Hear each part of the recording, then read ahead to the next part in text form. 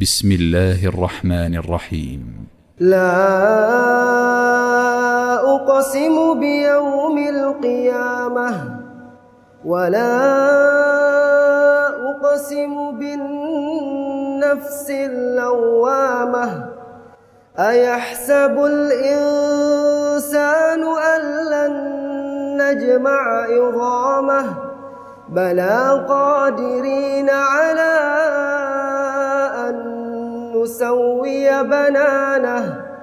بل يريد الإنسان ليفجر أمامه يسأل أيان يوم القيامة فإذا برق البصر وخسف القمر وجمع الشمس والقمر يقول الإنسان يومئذ أين المفر كلا لا وزر إلى ربك يومئذ المستقر ينبأ الإنسان يومئذ بما قدم وأخر بل الإنسان على نفسه بصيرة ولو ألقى معاذيره لا تحرك به لسانك لتعجل به إن علينا جمعه وقرآنه فإذا قرأناه فاتبع قرآنه ثم إن علينا بيانه كلا بل تحبون العاجلة وتذرون الآخرة وجوه يومئذ ناظرة إلى ربها ناظرة ووجوه يومئذ باسرة تظن أن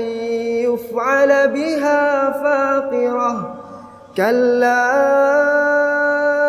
إذا بلغت التراقي وقيل من راق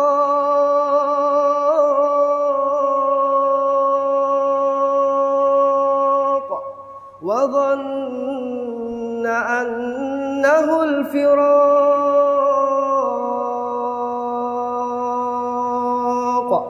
والتفت الساق بالساق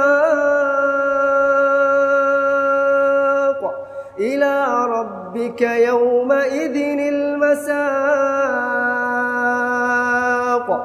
فلا صدق ولا صلى ولكن كذب وتولى ثم ذهب إلى أهله يتمطى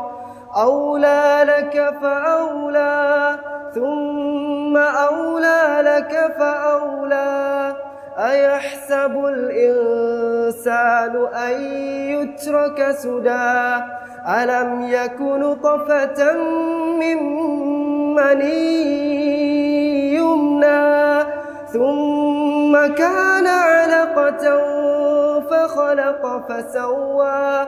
فجعل منه الزوجين الذكر والأنثى أليس ذلك بقادر على أن يحيي الموتى